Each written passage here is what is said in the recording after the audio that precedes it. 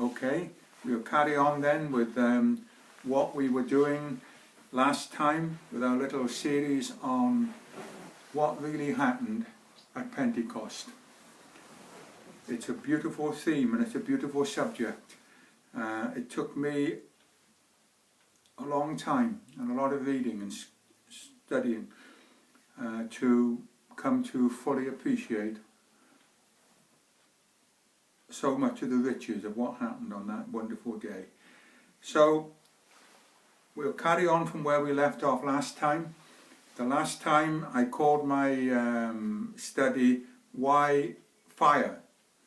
This time I want to call it Why Wind and Fire, and hopefully we might get to where I'm trying to get to, because what I want to really do is to talk about Acts chapter 2 verses 1 to 4.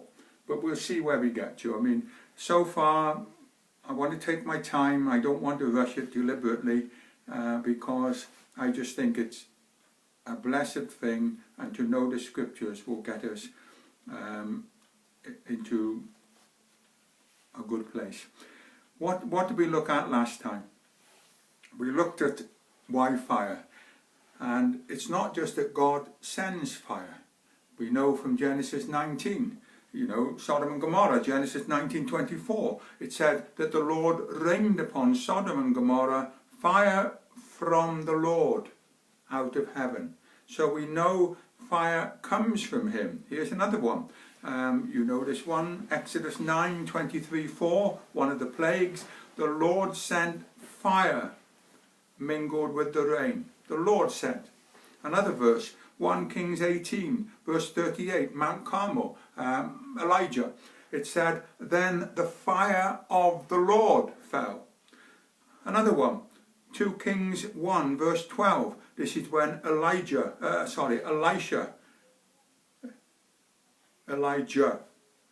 was sitting on a rock, and men were being sent by the wicked king to arrest him. You be careful how you treat the Lord's anointed. You never know what might happen. And it says this, the fire of God came down from heaven. So here we have fire from the Lord. But that's not what we wanted to look at so much last time. We wanted to see how God was in the fire, which is different from fire from God. And I spent a lot of time on that. I'm not going to go through all those verses again. And we looked at how he was in the fire, how all around him, everything associated with him was fiery. His ministers, his throne, the wheels of his throne, before the throne, everywhere there was fire. He himself was fire. It said in Hebrews 12:29, our God is a consuming fire. And his eyes were like fire, his feet were like fire, his words were like fire, everything about him. But now let's look at the wind. Firstly, we'll take the same approach. You've seen how fire can come from God. All right? The wind can be sent by God as well, just as with fire. He can often be associated with the wind or tempest or stormy wind or a whirlwind. Different words are used to describe the same idea. And sometimes he sends them. It says this in Psalm 83 and verse 15. Persecute them with thy tempest and make them afraid with thy storm. Thy tempest, thy storm. Another verse, we know this one well, Jonah 1 verse 4. The Lord sent out a great wind, and there was a mighty tempest. The Lord sent the wind. Here's another one from the Psalms, Psalm 107 verse 25. He commandeth and raiseth the stormy wind. The Lord raiseth the stormy wind. Psalm 135:7. He bringeth the wind out of his treasuries. It's one of his weapons of war. In his treasury he has many things. He brings out the ice sometimes and the snow. Other times he'll bring out the wind. He has many things there. Our armies, we have all manner of weapons, but dear me, when the Lord brings forth his weapons, everything grinds to a halt. Psalm 148 verse 8. Stormy wind fulfilling his word. So there again, he's not in the wind, but he's sending the wind. One more verse, Ezekiel 13:13. I will rend it with a stormy wind in my fury. All right. Sometimes you'll find the wind and the fire together from the Lord. Here we are, Psalm 11 and verse 6. Upon the wicked he shall rain fire and an horrible tempest. Fire and wind from the Lord. And there's more verses. I'll give you two quotes. I'm not going to read them all. Isaiah 29:6, Isaiah 30 verse 30, and I'll look up one more, Amos 1 and verse 4. If I can just find it. Here we are. But I will send a fire into the house of Hazael, which shall devour the palaces of Ben-Hadad. I will send a fire. The Lord sending fire. And I thought it had wind in it as well. Maybe I've got something here not quite right, but never mind. I think you'll find in the Isaiah verses, you'll find wind and fire.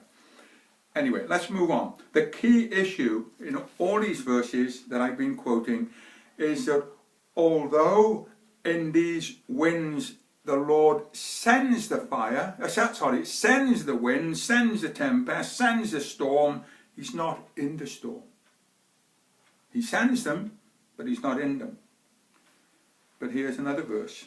The best illustration of that, here we are, 1 Kings 19 verse 11 and 12. You know it well, Elijah, when he went down to Mount Sinai, fleeing from the wicked Jezebel, the spirit of the woman that wanted to destroy the true Holy Ghost religion in Israel. And Elijah fled and he went down to Sinai. And there it said this, the Lord passed by, and a great and strong wind rent the mountains and broke in pieces the rocks before the Lord. But the Lord was not in the wind. And a fire, but the Lord was not in the fire. Wind and fire together, but in both cases he was not in them. But he sent them. They didn't just happen.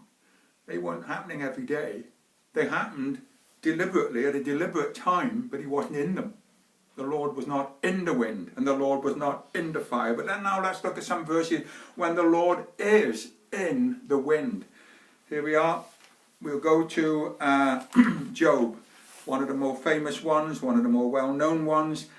It's Job 38 verse 1, and it said, the Lord answered Job out of the whirlwind, the stormy wind, a furious stormy wind all blowing up, and the Lord was in that wind, and the voice spoke out of it. I think it's chapter 40 and verse 6, you'll find the same thing, the Lord in the whirlwind. If I'm wrong, I'm wrong, but there's a second verse, and it said the Lord spoke to Job out of the whirlwind. He was in the wind this time. He didn't send the wind. This was God come to talk to Job.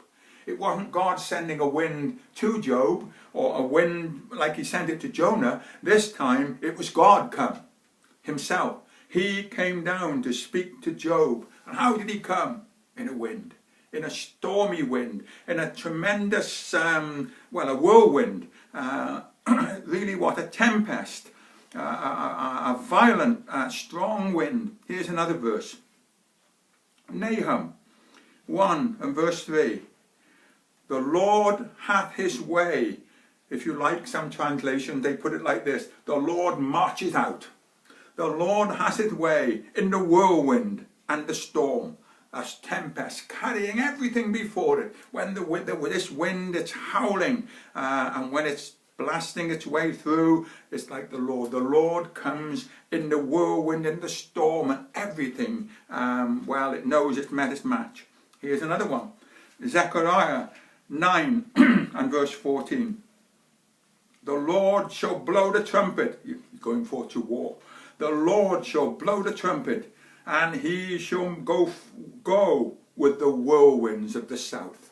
He shall march out, and it will be like the whirlwinds that come blasting up from the southern deserts of Israel, from the Negev, from down towards the Sinai, and the winds that blow and howl up from there, it'll be like that. I suppose we would liken them to sandstorms maybe and things like that. Terrible things when the Lord comes. But this time, the Lord shall go forth. Not he'll send the wind, but the Lord shall go forth. And again in Nahum, it's not just the Lord, you know, he's dealing with his enemies, he's going to deal with Nineveh. It's not just he's going to send a storm upon them and destroy them. No, he will be in it. The Lord will come forth. And all around him there's this huge storm, you know, tempestuously blowing violently and vigorously. One more verse. Because again you'll find this time the fire and the wind together, and the Lord is in them. Here we are, Psalm 50 and verse 3. A fire shall devour before him, and it shall be very tempestuous round about him. The fire is burning, and the storm, the tempest, is howling all around it. It really is storming violently. It's well, I'll tell you what the Hebrew word is: tempestuous. It's like a whirlwind. It ought to ring a bell, but I'm not saying any more for now. It's something. It's rushing like a whirlwind. Here's a verse using the same thing in Daniel chapter 11 and verse 40. I believe it might be the last verse. Might be wrong on that. We shall soon find out.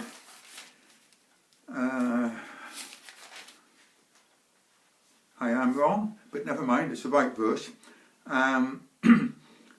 It's speaking, we won't go into details, but it's speaking about a man called the King of the North, and the spirit of this man is the spirit of the end time beast, political ruler who will rise up. And it says this about him: at the time of the end shall the King of the South push at him, and the King of the North shall come down against him like a whirlwind.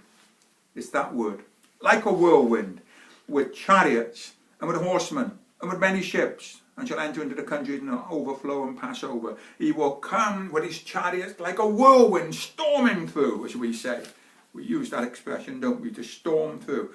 And it's how the Lord, a fire shall devour before him, and it shall be very tempestuous round about him. There's a great stormy wind comes rushing down, and in that wind is God. It's not God sending destruction, it's God's in the wind. He's in the wind, the presence of God.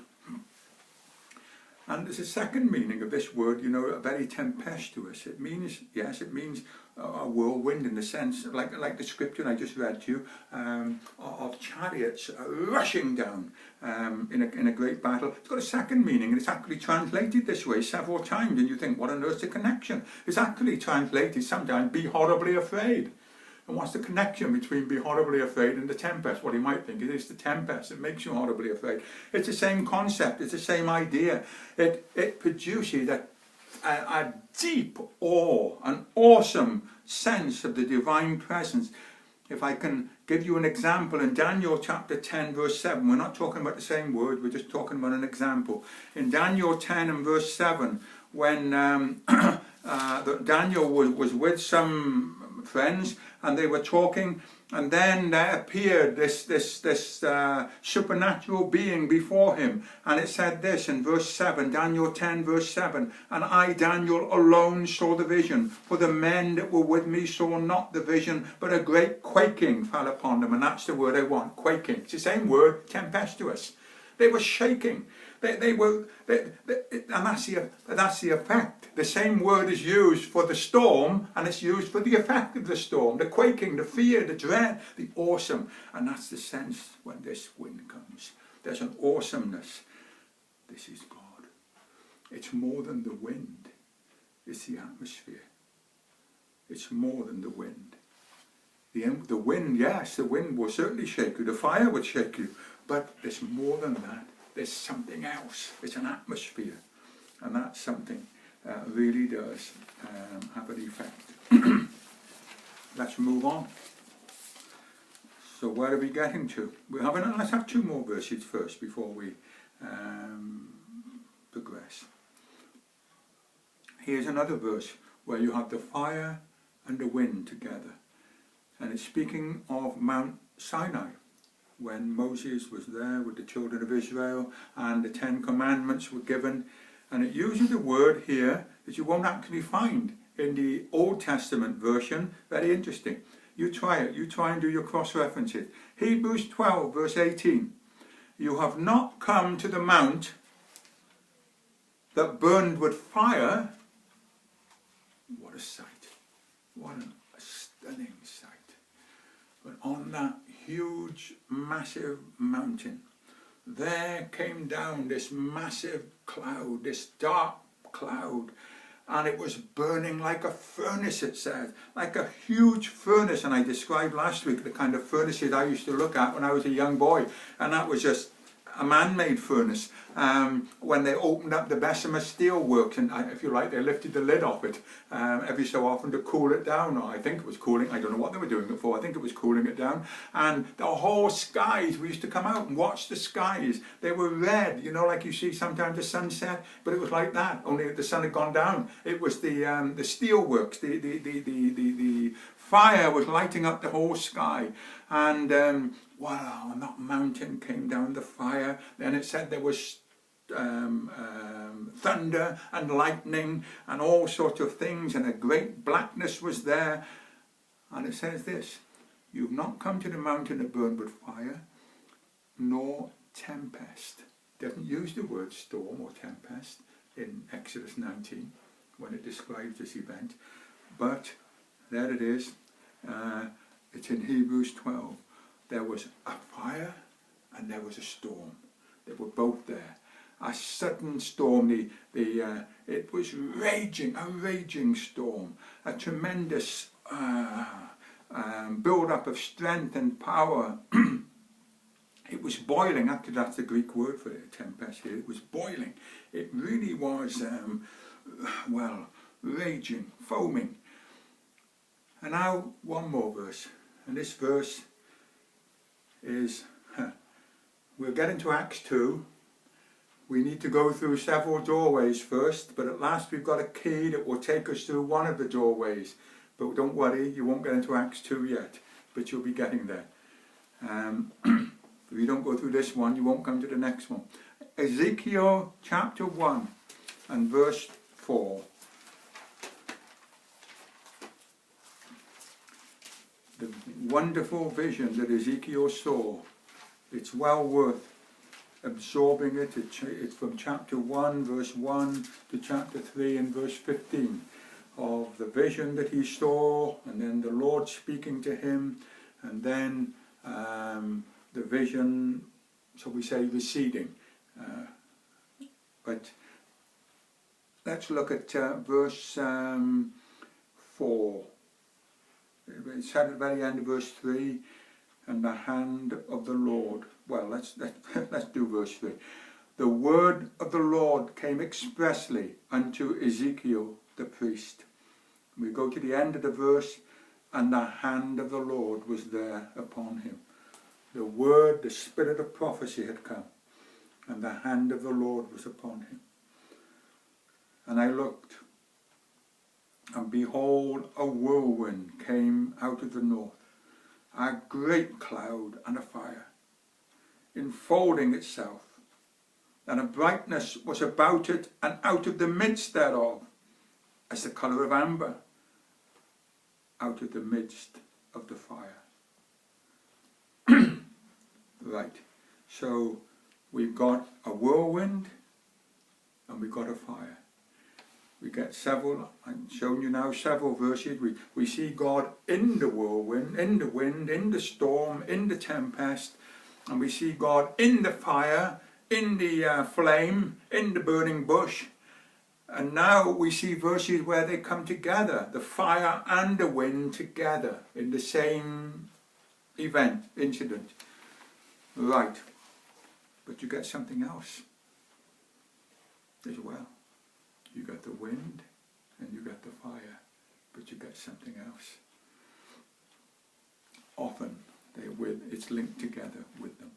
Let us illustrate from the last verse that we just looked at. What does it say again?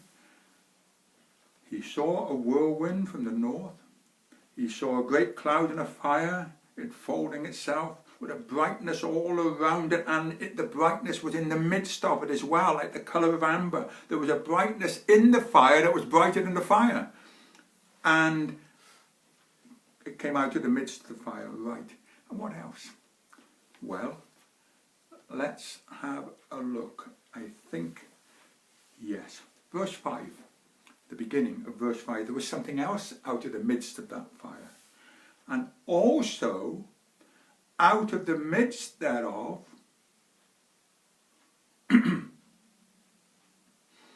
came the likeness of 4 living creatures.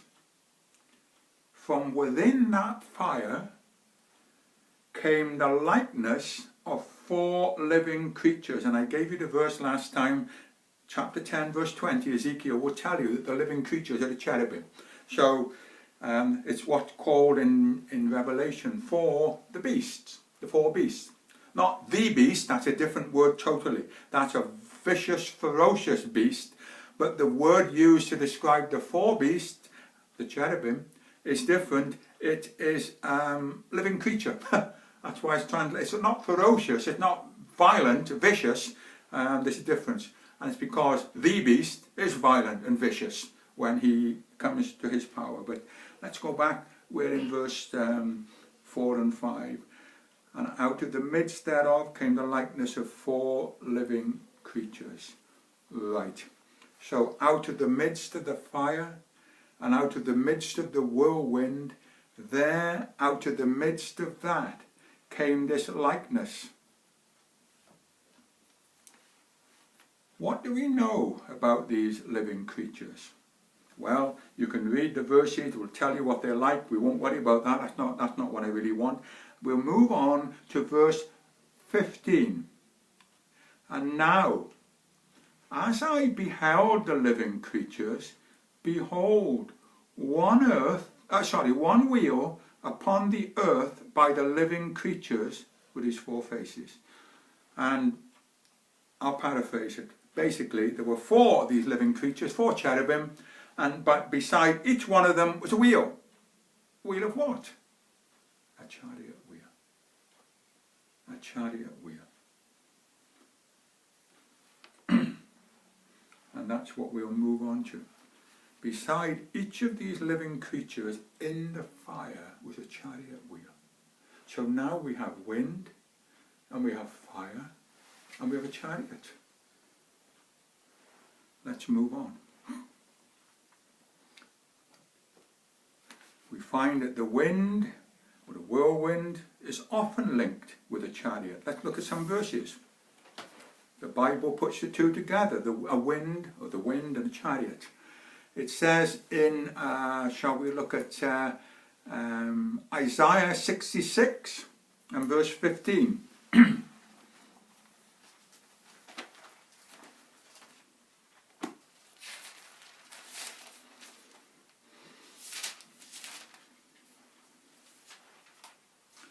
For behold, the Lord will come with fire, and with his chariots like a whirlwind. There we are. Fire, whirlwind, and now there's a third element, chariots. Now, of course, the Lord doesn't ride on a lot of chariots, does he? He only needs one. But he's the what is his name? The Lord of hosts. He's bringing his army. That's why there's chariots, plural. It says in the Psalm that the chariots of the Lord are 20,000. But he doesn't have to sit on 20,000 chariots. That's his army. But for now, let's just leave it like this. That verse speaks of fire, it speaks of wind, and it speaks of chariots. His chariot shall come like a whirlwind. So now we have three elements. Not just fire, not just wind, but a chariot also, or chariots. We have another verse. And this time we're speaking, when I said a minute ago, the chariots of the Lord are 20,000. If you want a verse, you can have it. It's Psalm 68, verse 17, but we won't dwell on that one. Let's move on to Psalm 104 and verse 3. And now we're not speaking of the chariots of the Lord's army. You know, the enemy come with their chariots, but the chariots of the Lord come. No, we're speaking this time of his chariot. And it says this, Psalm 104 verse 3. He maketh the clouds his chariot, who walketh on the wings of the wind. The chariot, the wind. So that wind is his chariot. He's in the fire, he's in the wind. Yeah, but the wind is his chariot. Because in it, in that whirlwind, are living creatures. And those living creatures are by the wheels of the chariot. Let's move on.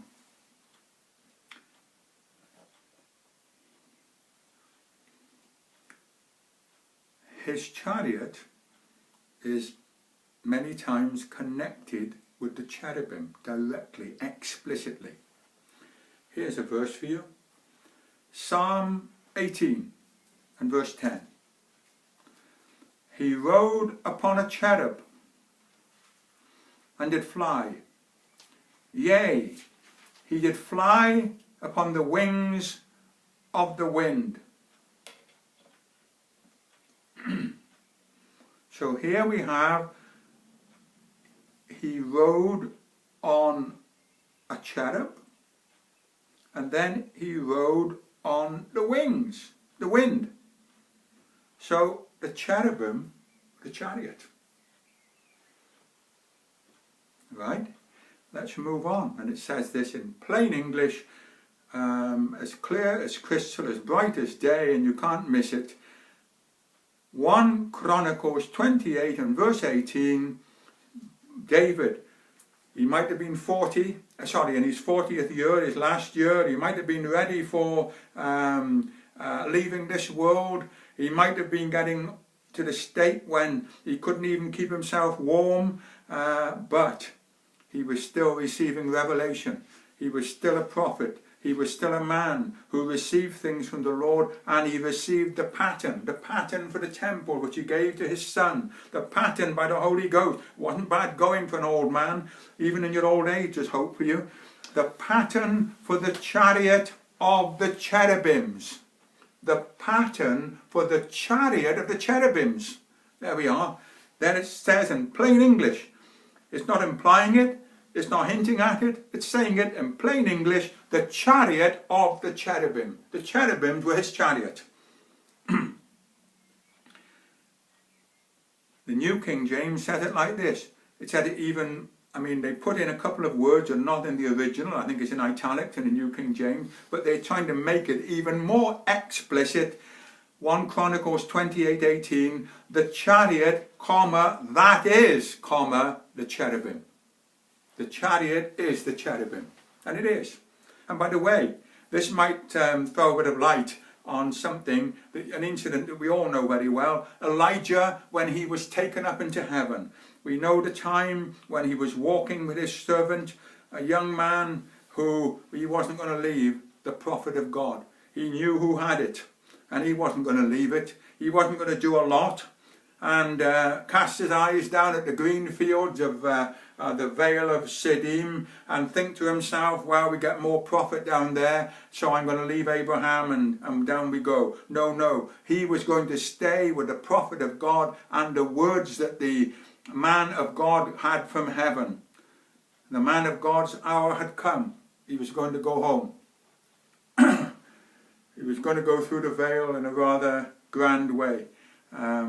Not everyone goes this way, but let's read what we can about it and see a few things. 2 Kings chapter 2 and verse 11. You know the story well, but let me draw something out of it. Behold, there appeared a chariot of fire and horses of fire, and Elijah went up by a whirlwind into heaven. Oh, sorry, I misread that. And Elijah went up by the chariot into heaven. But that's not what it says. Hold on. It said he went up by a whirlwind. Well, what's the chariot for then?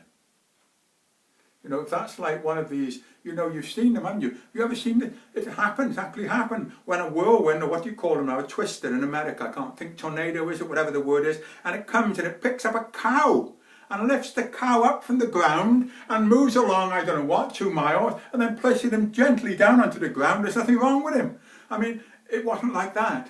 This wasn't how Elijah went up. Well, it was, but it wasn't. He didn't come down, he just went up. But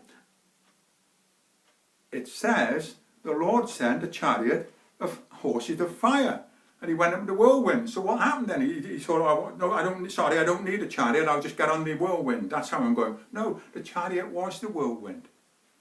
They were the same thing. And that's my point. That's what I'm trying to say. We have the Lord in the fire, the Lord in the wind, and the Lord in the chariot, or on the chariot.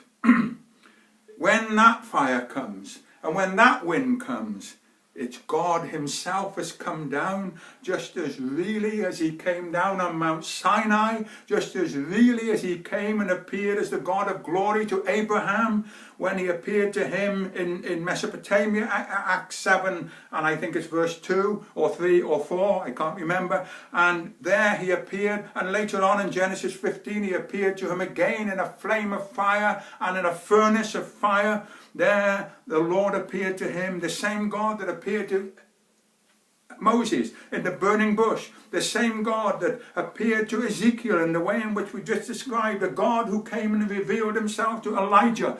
This God, this was the God that had come down on this occasion. Yeah.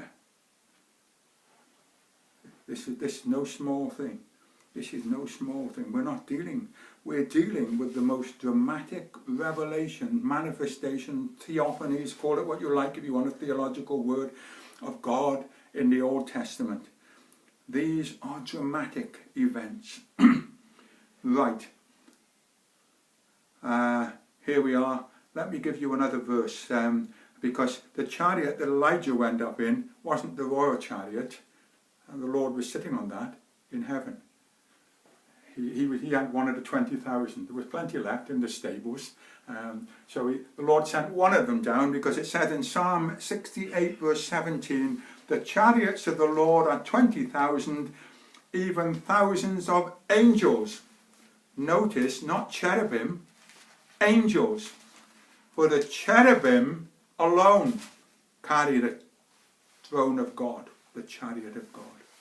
The cherubim around the throne, the 4 living creatures, it is they. This is why the evil one, his fall is so solemn, because he was, according to Ezekiel, the anointed cherub. He was a cherub, not just an angel, a cherub. He had a remarkable position. Anyway. But the chariots of God are 20,000, even thousands of angels. But when he comes, they're cherubim. When he comes. Right. So, we've seen then that the Lord is often in flame or fire. In fact, he is a fire. He is a consuming fire.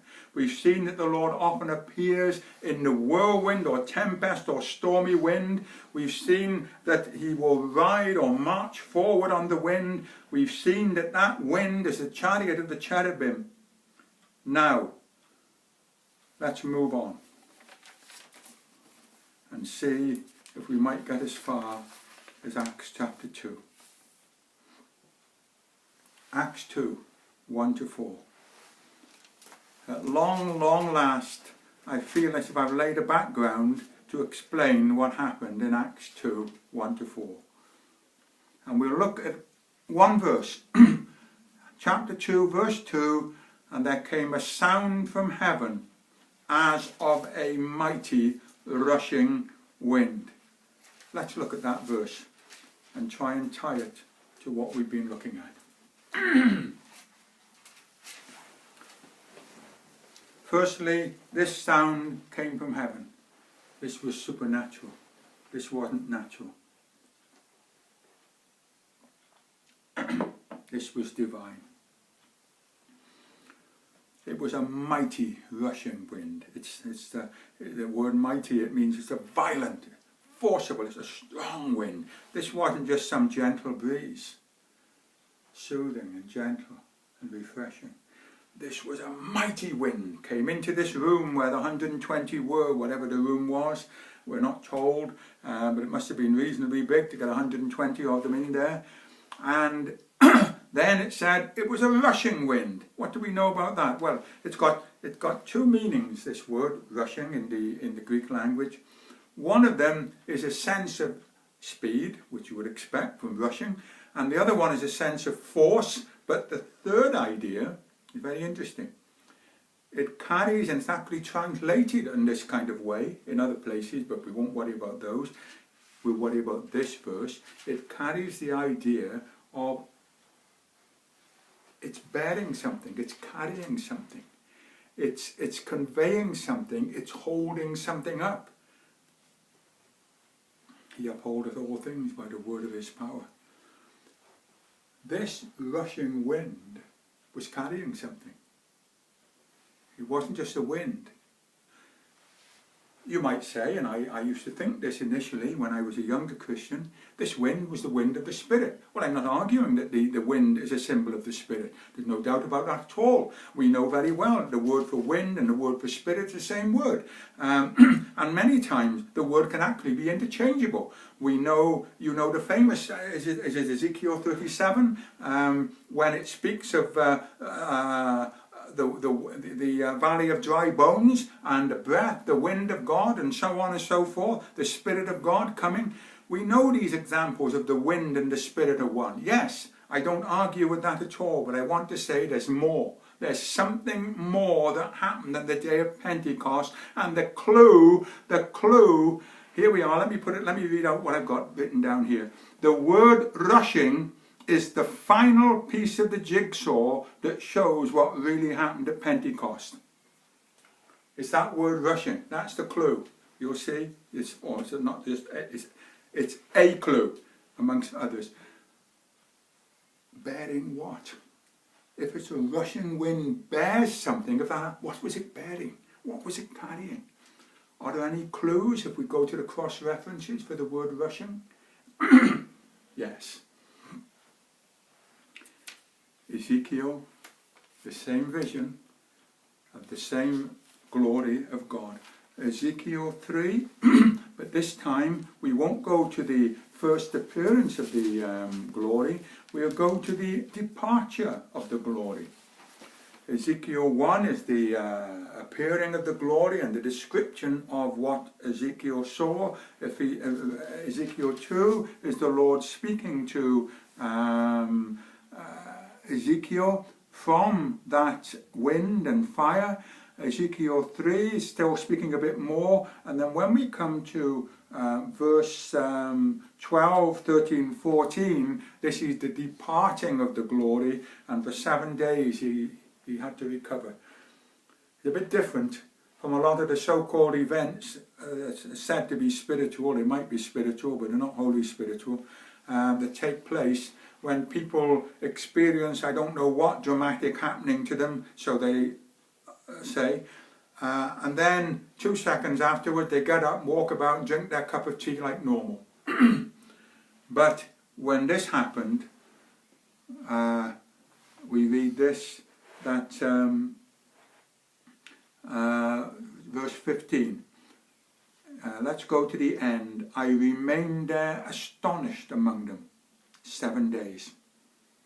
For 7 days. I'm sure the effect was with him for the rest of his life, but the immediate effect was with him for 7 days. It wasn't 7 minutes or 7 seconds. Let's look at the verse I want. Right.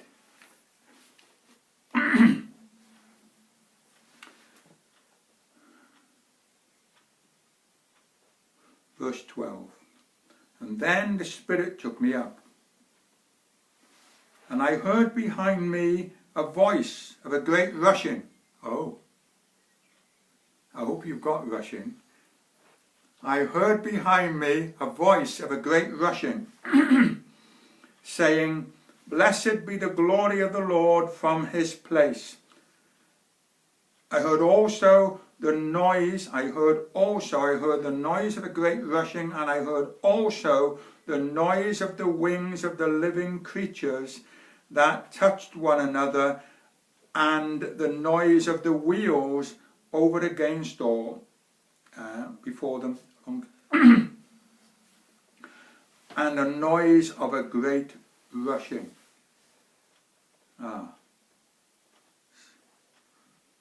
So let me go back. Verse 12. I heard behind me a voice of a great rushing. Right? Move on to verse 13. I heard also the noise of the wings of the living creatures. Can I tell you that that word also isn't in the original? That's very important, because to put the word also in implies that there's two separate things, but they're the same thing, and that's why I say it's not in the original. If you look at the literal translation, you won't find that. Let me read it in a way that I hope will show you what I'm trying to say, and I'm missing some things out so I can get, the key things closer, but I'm not changing the meaning. I heard behind me a voice of a great rushing, the noise of the wings of the living creatures that touched one another, and the noise of the wheels over against them. The noise of a great rushing. The noise of the great rushing was the noise of the wings of the cherubim and the wheels of the chariot that they were with. That was the noise, that was the great rushing. That, the last piece of the jigsaw. I heard a sound from heaven as of a mighty rushing wind. What was the great rushing? Let me give you another verse. We'll tell you what the great rushing was if you haven't already picked it up. Nahum chapter 3 and verse 2.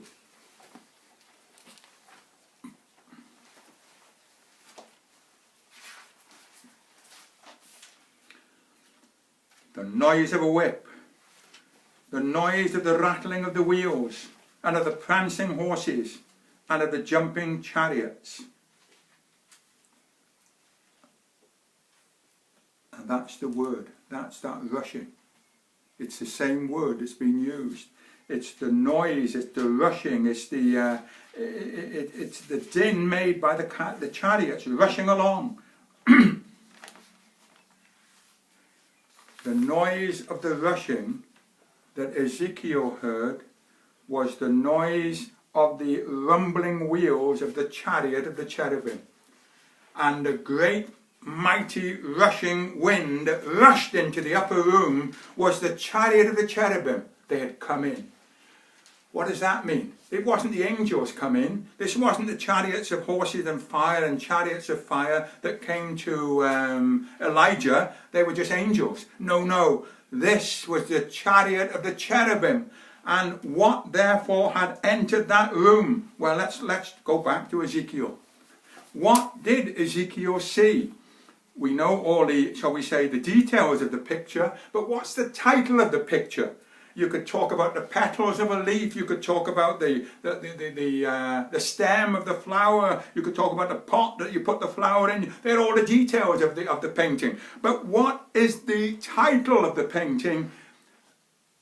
Ezekiel chapter 1 verse 28, towards the middle of the verse, this was the appearance of the likeness of the glory of the Lord. What did he see? He saw the glory of God. He saw God on his throne. He saw what John saw in Revelation 4. He saw what Moses saw when he went up into the mountain, into the blackness of the cloud where God was. He saw the very presence of God. He was in the throne room of God. That's what Ezekiel saw. And when the chariot of the cherubim come, God is on that chariot. The glory of God had come into the upper room. That's what came into that upper room. It was the glory of God. This was more than a good meeting. I mean, it was a good meeting, but it was a lot more than a good meeting. This was the presence of God had entered this room in the fullness. His chariot, in his wind, and the fire was there as well, wasn't it? This was God. What does it say? Psalm 99 verse 1. The Lord sitteth between the cherubims. If the rushing was the rushing of the chariot of the cherubim, then the Lord was sat between them. Because those cherubim stay where he is. And they go where he wants them to go. But he's with them. The cherubim are in the immediate presence of God. Well, where are we?